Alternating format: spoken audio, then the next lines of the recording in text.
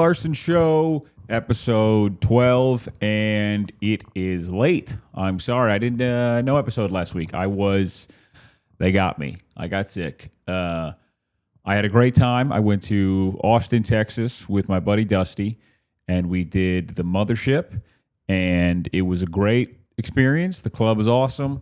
Crowds were great.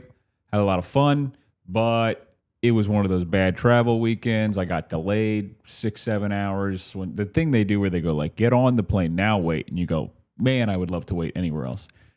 And then, so we were staying. Austin's great, but 6th Street, you know, where the club is and where all the crazy partying stuff is, that's not my scene at all. I'm a married guy and I don't really party, so I was like, not super pumped to be hanging out on 6th Street. And where we were staying was right on 6th Street, and it was just one of those classic, like, you're trying to go to bed, and it's just like, someone's playing like Daddy Yankee till 4 a.m., and then people are like screaming. It was just loud, and it was a bad weekend of sleep, great weekend of shows, and then, you know, inevitably, at least this is my experience doing stand-up. When I go on the road, if I got a bunch of bad sleep in a row, I'm probably getting sick. So all that to say, I'm sorry that the episode was late. I also wanted to do a bunch of research on some stuff, and a few of these things were for my dumb little mind, they were hard to understand. Not this episode, which is going to be about what I'm growing in my garden, but the next couple episodes are some interesting stuff that I really had to actually read some stuff and learn. So I hope you like those. And yeah, sorry about last week, but hope you like this one. So yeah, we had a lot of fun in Austin. Austin is fun. I was saying this on stage, but I really do mean it. Austin is like the perfect city if you need to find out like what a homeless guy thinks about a new robot. That is really, I know they got great music too, but that's the main thing. If you go, what does a homeless guy think about a new robot? It's like Austin was made for that. There's just, especially where you do comedy in Austin, 6th Street, there's all these homeless guys. And then there's all these robots. And they're natural enemies, right? Because, you know, most of the robots have jobs. Or I don't know if that's why, but that does seem like it upsets some of the homeless guys. Because there's a lot of homeless guys knocking delivery robots over. But yeah, interesting place, man. Every time I go down there, I have a lot of friends down there. I have some cousins down there. I think people love to trash any comedy scene that's not their own. And I just think it's like everything else, you know, where it's like, I don't think it's that different. You know, there's good people and bad people in almost every scene I've seen. So I like Austin, but every time I go down there, because I'm always on 6th Street, it's basically the only time in my life besides like, you know, it's like going to Mardi Gras where you're like, I would never be here if not for this event. And you just sort of, you're like, I'm not built for this. So all this stuff that you guys love about this street, I hate. I hate that there's just barefoot drunk guys walking on broken glass. I'm not like, cool, what a interesting vibe. I would have been 10 years ago. I would have been like, sweet. But now I just go like, I wonder how my tomatoes are doing. But you know, I'm not complaining about it. I had a great time. I love going to the road with Dusty. Always very fun. And yeah, we had a bunch of fun. There's a bunch of cool comics there. That's the cool thing about the Mothership and all the other stuff going on in Austin. You run into a million people. And I like comics by and large. I almost always, you know, it's like being in a fraternity where even if you meet a guy and you don't know anything about him, you know some stuff about him. If he's done in that club, you go, I know you know that condo is terrible or whatever. You know, there's I know you know that one's good, whatever it is. So I always liked that, and I had a lot of fun. And then I came home and immediately got sick. But then I spent a lot of time in the garden, and man, the garden it's so exciting. This is year 2 of me and my wife like really getting into it, and man, we're crushing it compared to what we did last year. That is fun to mark your own progress. You know, I think a lot of people, I always think it's kind of funny when people say, they go, if 15-year-old could see me now, and then I always think like, I think 15-year-old me would think I'm a loser. You know what I mean? I like my life. I'm proud of what I've done. 15-year-old me, he would be like, what do you mean we don't do drugs anymore? Like, he would be bummed out. But why would you? That's not a good metric. You know what I mean? I don't care what he thinks. That kid ate metal or whatever. I've seen him. He was an idiot. So I'm not going to listen to him. I know how much that kid cried. You know, he's a dork. I'm not listening to him. But yeah, it's just, compared to last year, the garden is just booming. And also we have all these, you know, not problems, but stuff comes up in the garden. And I actually know what to do. Last year, we weren't ready for anything. You know, all sorts of stuff happened. And a lot of it, you know, it's the same thing I talk about where it's like the cool thing with the garden is you're on a long time horizon. Stuff takes a while to pay off, and that makes it feel more meaningful. But also, if you make a bad plan, you know, you make a bad plan in the spring, you find out in the summer, and then a lot of times there's just like nothing you can do till next year. So it's nice feeling like I kind of know what I'm doing in there. This episode, I didn't get to, I like to sort of deep dive all the stuff we're growing and all the stuff we're doing and learn about it. And hopefully, you know, it seems like some of you guys find it interesting too. So I hope you like that. But I just, I deep dived some more stuff, and it's very interesting. You know, all these things, I don't know. It's sort of like when I started doing like the first stuff with like woodworking, where it's all so confusing. You know, you're like, what is a board foot? What are you talking about? And then eventually you learn the vocab, and then it all starts to make sense. And then you start seeing it everywhere. And woodworking and gardening, you start to see like, oh, a lot of people who were smart have been doing this for a long time, and they have devised, you know, pretty elegant systems. And that was a lot of fun to realize. I got real deep into basically why, you know, I think we all have this vague feeling that supermarket vegetables and fruit and all that stuff sucks, and it does. But it's not our fault, but it's not, you know, these people aren't doing it because they're mean. They're doing it because there's incentives, right? So there was this great quote from the guy. He's a professor at University of Florida, which I went to Florida State, so I don't like this guy, but he basically started trying to make tomatoes grow better. That's like that's his life's work. Taste better. And you'd be surprised, that's not most people's goal. That's not most tomato breeders' goal, and that's not most people who develop seeds' goal. They just want to, he's like, the problem is we get paid for putting the most bright red, heavy things in a box, and it doesn't matter how they taste, and it doesn't matter all the stuff that would matter to you and me. You know, is this a good tomato? Is it taste good? Is it fresh? All that stuff. It doesn't matter. And you know, if people only bought good tasting tomatoes, we wouldn't be in this problem. But that's a lot to. I'm not blaming people. Sometimes you're in a rush and you go, I just got to buy a tomato. But I'm just saying, you know, the growers grow what the people at the supermarket want to buy, and the people at the supermarket order what the people who shop at that supermarket end up buying. And it goes all the way down the ladder like that, where everybody is responding to incentives. So no one's really doing anything to be a jerk, but they are growing worse and worse and worse tomatoes. I came into this really fired up, ready to be like, they're messing with the food, you know, they're doing all sorts of stuff. And it's interesting, like, you end up realizing we've been modifying food forever. You know, that's a thing early cavemen were doing, where they go, hey, I like this one better. Save the seeds of this one and let's grow that. And so over time you select for stuff. And then lately the GMO stuff, where they're actually inserting a gene, that's kind of, it's a different thing. But I was just reading, because you know, I'm predisposed to be like, GMOs suck. I don't use any pesticides in my garden. I try to be natural. But then there's an interesting story I read about the Hawaiian papaya was going extinct because of some ringworm virus or something. And then they made a GMO, they changed it, bred those, and now it lives. So you're like, well, you know, it's tricky to say it's all bad.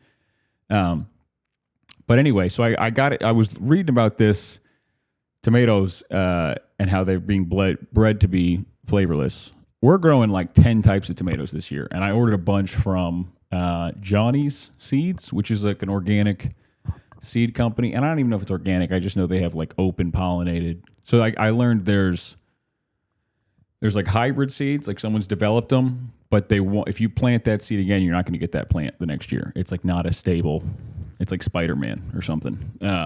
But there are some that if you plant that seed the next year, that it'll grow the same plant. Those are, you know, the old seeds that we've had forever, and people just know what they are, and or they for whatever reason they are stable. I think it's got to do with how many times they've been, planted that way and come out true without. I think the newer ones, they're like, listen, we don't know what's going to happen. We just made this thing. So the older ones are more stable.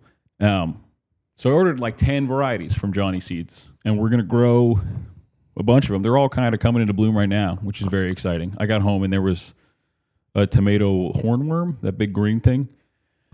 And my wife was like, yeah, I've been just staring at them for days. And I was like, well, that's interesting because all the things they tell you to do are just take it off. But it's one of those that, listen, she's not taking it off. She's like, when you get home, you can take it off. And then it's not the worm from Star Wars. It doesn't hiss at you. You just take it off and he goes like, oh, sorry. And then you throw them in soapy water. But anyway, we're growing all these tomatoes. Some of them are coming in now. We got some little baby, small ones, some Sun Sweets. They're orange. We had one today. It's awesome. It's hard to tell like how much. I do think they taste better, but I also think I'm so pumped to be eating something I grew that my mind goes, this is the greatest. This is the best tomato ever. And you know, hey man, that still works. That's like the whole placebo effect thing where it's like, hey, still works. I wish people would do that all the time. The placebo effect is real, you know? I wish people would just give me little sugar pills and tell me that it's medicine all the time, but they don't. So anyway, we're going to grow these 10 I bought that are also hilarious names. Tomatoes have like the funniest names. You know, I used to just be like, oh, there's like grape tomatoes and there's big tomatoes. And now it's like, we got a tomato called the Mortgage Lifter.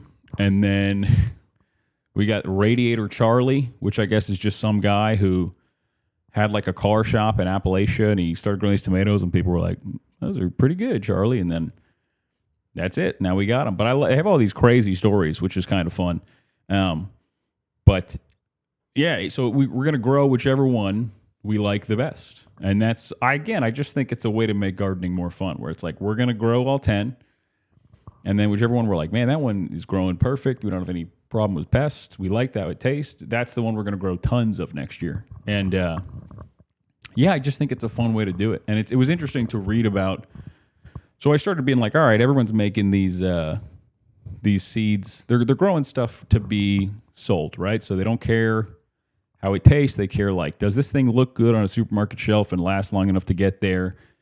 And, is it bright red, even if it tastes like crap, because that'll help sell them and all that stuff. But I was like, well, there's got to be people who care about other stuff, right? And it turns out there's a bunch of seed companies that do cool stuff. I signed up for the Seed Savers Exchange, which is this old Midwest thing from the 70s, which is just a bunch of people saving old, like open pollinated heirloom seeds. And you can, I don't know, I just signed up and they said they're going to send me a catalog, and then I guess I can order from them and just try to slowly, be part. If I think it's better to do it this way, just try to be part of it. And I'm excited to do that. But yeah, so we're growing all that stuff. And then there's a company called Row 7 Seeds, which I don't know anything about. And then I looked it up, and there's a guy. There was this, you remember that show, Chef's Table on Netflix? They were like the ones who, they invented the genre of like, okay, have that guy put a sandwich on a plate, but put violins behind it. And then everyone was like, oh, my food TV's never been better. That was that show. They invented being like, what if an orchestra played while you put a fish fillet on the plate or whatever? Filet o fish. That's what I meant. That's what should be. That's what you should hear an orchestra for. So anyway, this guy, I didn't like the guy. He's kind of you watch the episode and you're like, you're annoying. But obviously good chef or whatever, seems to be. And so the story goes that he was yelling at some guy. That's very much, when you watch the episode, you're like, yeah, this guy yells at people. His name's Dan Barber, but I guess he was yelling at some breeder. I guess that's what they're called. Seed person, seed grower, whatever. This is, it's tough. So he's yelling at some guy, and he goes, "If you're so good at this, why don't you make this taste better?" And he held up like squash, because everybody kind of dunks on squash because it's, it's just not that crazy. It's not that good. When you grow them, you get a million of them, and then I think because they're so easy to grow, you go like, "What is this crap?" You end up throwing a lot of it out. Same with like zucchini. Zucchini and squash, I think, get kind of unfairly dunked on. There's a lot of vegetables and fruits that are unfairly, like people talk a lot of crap about okra. I've been growing okra. I like it. Not even from the it's my Southern heritage angle. I just think it's pretty good. Grows easy, and we just roast it. And you wouldn't know. I wouldn't have known it had a crazy reputation if people didn't tell you. People go, "It's slimy," and you go, "I guess if you're looking for slimery or something." Anyway, what was I saying? I'm still kind of dumb. I was sick last week. Oh yeah, so this Row 7 company, they started. That's what they did. They go, all right. They made the honey nut squash, which is now the hot new squash. That's the one everybody eats now, and you see it at restaurants. And it's fully just a breeder who thought he could make a better tasting one, and he did. And it does have drawbacks, right? It tastes better. It's great, but it doesn't store very long, and you can't grow it all year round like you can grow a lot of stuff. So it just by fall or winter, it's gone, which I'm fine with. I think that's part of the fun of it is being like, oh, it's summertime, I'm gonna have tomatoes. I know it's a very modern thing to be like, I can have tomatoes year round, and you're like, I guess, but I don't really. I'm fine with it just being, I have tomatoes when I have tomatoes, and they're not in the winter. They're not a winter food. That's fine with me. So this honey nut squash, we're growing it this year. I'll try to put up a photo of it, or I'm making a lot of videos about the garden stuff. So if you're seeing this, you'll probably see that, and I'm having a lot of fun with that. That's the Yakasugi video. It's finally done. It'll be posted by the time this goes up, and all of you who said nice things during that podcast episode, I hope it's fun for you to get to see the video, because I had a lot of fun making it. But so we're growing honey nut squash, and it's cool. It's it's like, part of me is just making myself enjoy this more by learning about all this stuff. But part of it is legitimately I just think a lot of this stuff's underrated and very cool. Like the honey nut squash. So they changed all this stuff. It grows pretty fast. It's bred for flavor. I haven't eaten it yet, so I don't know. But I hope it, everybody says it tastes way better. And then they did this cool thing. It turns, it's dark green when it's growing. We got a bunch of those right now. And when it's ready, because that's my big thing, I don't know any of this stuff, so I'm always asking. I'm like, how do I know when it's ready? This one, it turns beige or tan when it's ready. It changes color. And the guy was talking to me. He goes, "Yeah, we did that on purpose. We bred it that way," which I love that. That's cool. To me, thinking about it, you can sort of turn switches on a plant and be like, we're gonna make it bigger, taste better, and change color. I just think that's very cool.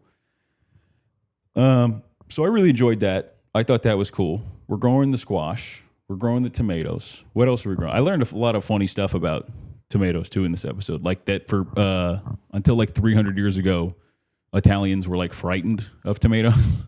They thought they were bad luck or poison or something. Let me find where did I do where's my little research? Yeah, Europe grew them just because of the way they looked, but they were afraid of them. You ever see that thing with Tom Brady where he wouldn't eat tomatoes because he said they're nightshades, and nightshades cause inflammation or whatever? That was a pretty common thought back then. People, first of all, this was making me laugh. People in Europe used to call tomatoes wolf peaches, and they were afraid of them, which is very funny. And a lot of people, they said they would get sick from tomatoes.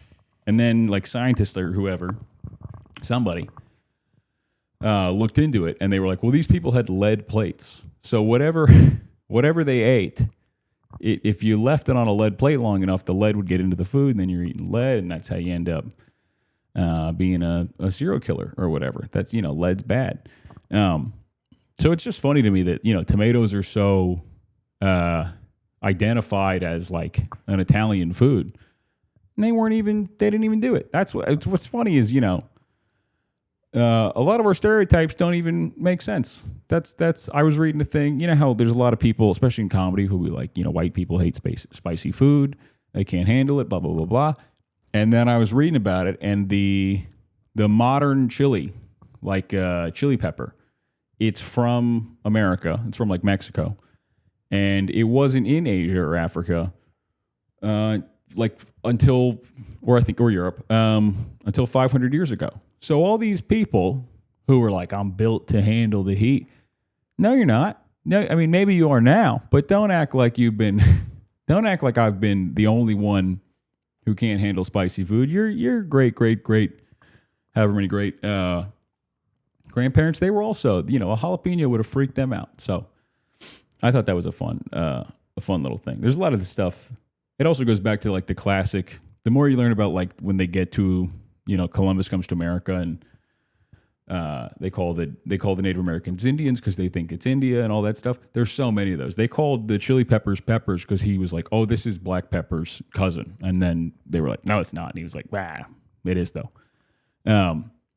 So yeah, it was pretty interesting to learn about all that stuff. And what else are we growing? We're growing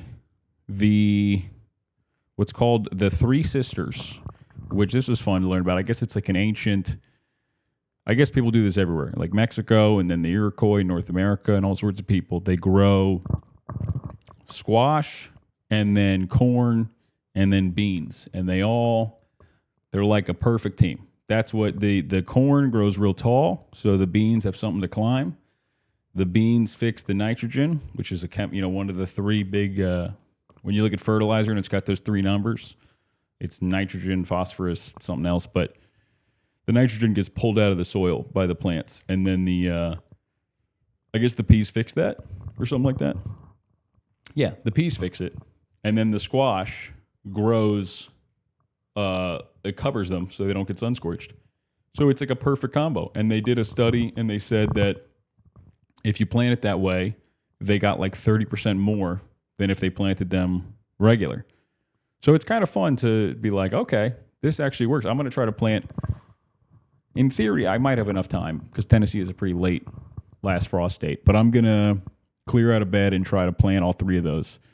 Might be too late for corn, but I bought some beans and cucumbers and some squash from row 7. So I'm going to try to grow them. And next year I'm definitely going to do it because it just seems cool. I like the idea that people figured out this combination that sort of worked. And then they say sunflowers are the fourth sister. The fourth sister feels, I don't know why it feels mean. It feels like they're saying she's like the ugly one. But I guess the sunflowers bring in pollinators. And we got like a whole crazy sunflower patch, which that's another video that should be coming out next week. And then I planted a bunch of borage, and nobody told me that if you plant that, you just have borage forever. Apparently it self-seeds.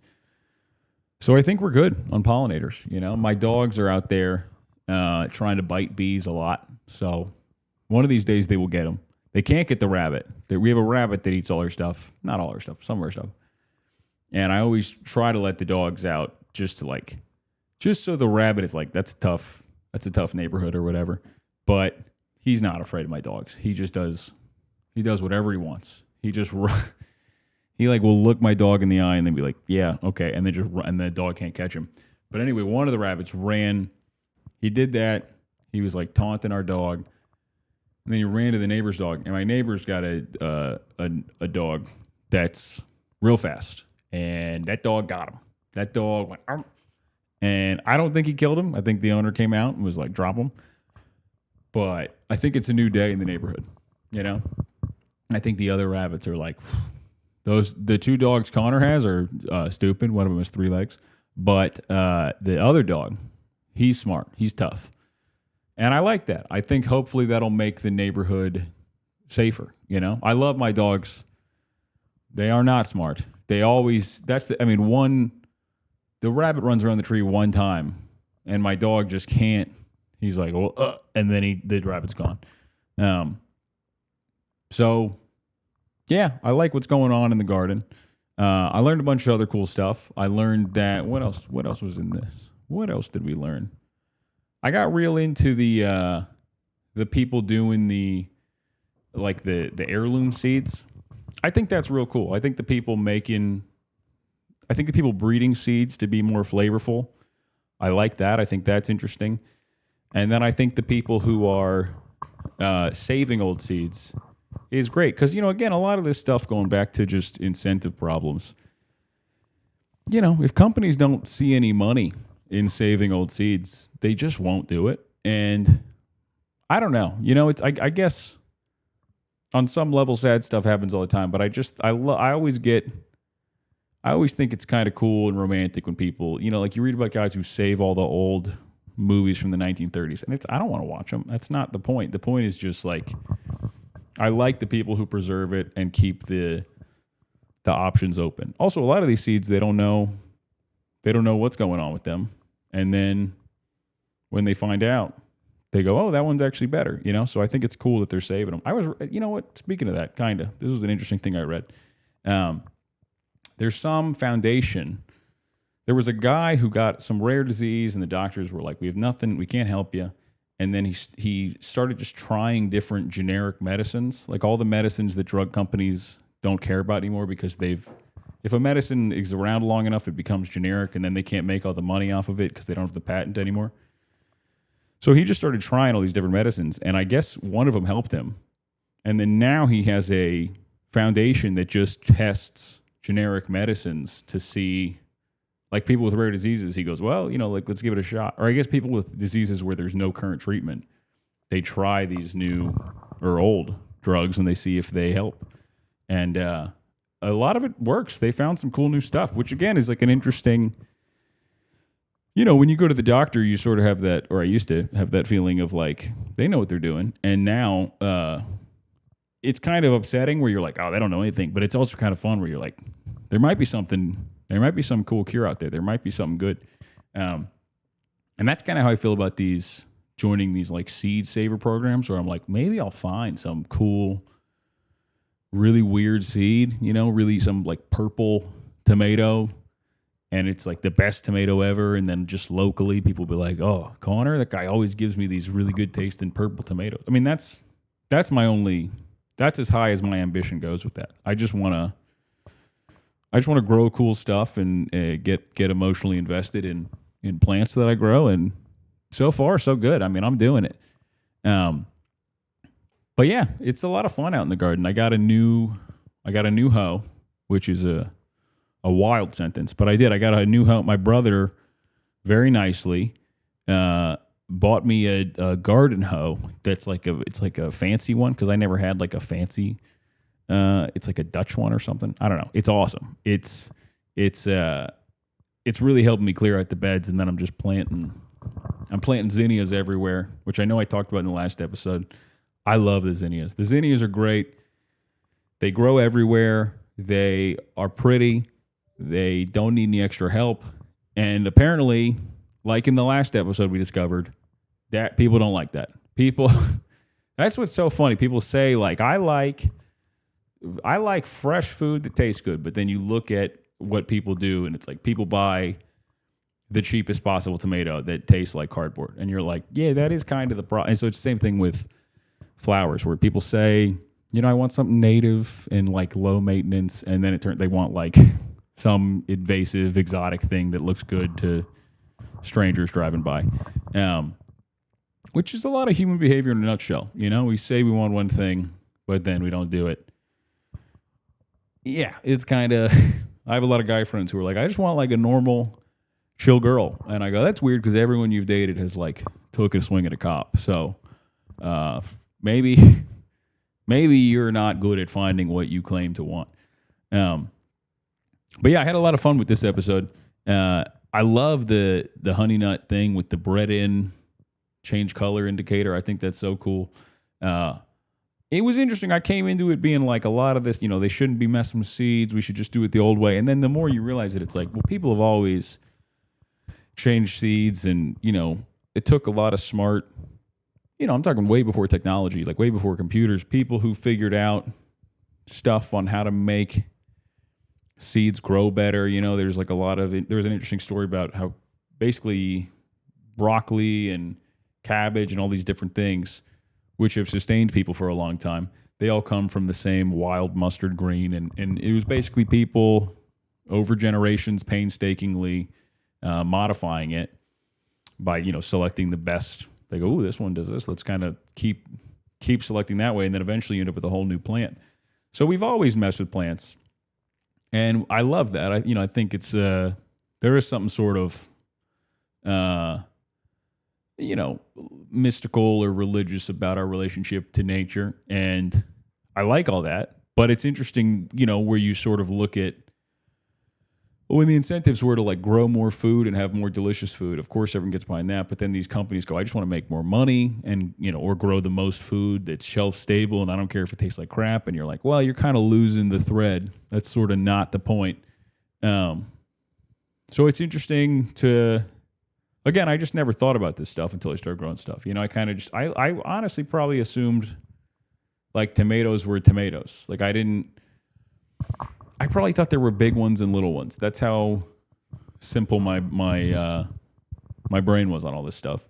And then if you're like me, I think you probably love going down these rabbit holes and finding out all this cool stuff. And it's just made me enjoy it all way more. And I love doing these deep dives. Every time I grow something, I'm going to do one of these because it gives me something to do. It's like when I watch a lot of boxing, and I never really liked boxing, and then I did boxing for a few years. I did like amateur boxing, and once you know what's actually happening, it's very impressive. Because before then, it just kind of looked like, well, they're punching each other, and now this guy won. But then you go like, oh, this guy's trying to set up this guy's doing this, and so I think with anything, the more you invest a little time in learning how to do it, the more fun it is. And I'll say, people hate AI and all that stuff, and I get it. There's a lot of issues, but I've learned a lot of stuff about my garden. I've read a lot of books on gardening. I've talked to a lot of guys at nurseries and plant people, but I've also just been taking a photo of a tomato and been like, "What's going on with this?" And they go, "It looks like it's a little burned." So I just think it's an interesting tool for learning things and teaching yourself stuff that before I think there was a lot of stuff I wanted to learn where I was like, well, I'd like to learn woodworking, but I don't know anybody who does that. And it's nice that you can just kind of set yourself on any path and whatever you want to know, you can, I guess you could have done it earlier. You could have always, when I was a kid, I always could have read about this stuff, but it's nice to tap into something that is endlessly patient, because I can be very dumb. I can be like, you got to explain that again. You got to explain that again. Whereas in the past, if I just read something or watched a video, and I was like, yeah, I get that, but what about this? Now I can just say, yeah, but what about this? And it actually will tell me something. So, and then also the garden's like a great, you read about all this crazy stuff. It's one of the weirdest times I think ever. You put your phone down, you go out in the garden, perfect antidote. That's like sort of, it's a great, me and my wife go out there and hang out, and our dogs are out there. And it's like, okay, yeah, I don't have to live in the phone world. I can just be out here and sort of be like, ooh, tomatoes are looking good. That's exciting. I can't wait to see what they look like tomorrow. Just stuff like that, which I think is increasingly important. And I'm very grateful that it's been so fun. It's a good year. I can't wait. I'm excited to see what else is going on. I'm going to be publishing some garden videos, so I hope you guys like them. I got some shows coming up. I'll be doing stand-up I'm headlining the Comedy Cabin in Janesville, Wisconsin, July 9th and 10th, or maybe 10th and 11th. It's whatever the Friday, Saturday of that weekend is. But that's a club I love. That very cool club run by a former comic, which means he just gets all these little details right that makes it, it just makes me happy. And then it's also like, it's not a chain, it's just a guy. So, you root for them, and I hope people come on out, and I hope the shows are great. And then I got more shows. I'll be at Zanies all month. I'll be doing a lot of shows in town. But I hope you guys like this episode too. I got some people said they wanted to hear some topics. They put those in the comments, and some of those are great suggestions. So I'm going to work on those, and I'll have a bunch more episodes coming out. But thanks, everybody. I appreciate you listening. I hope you have a great week.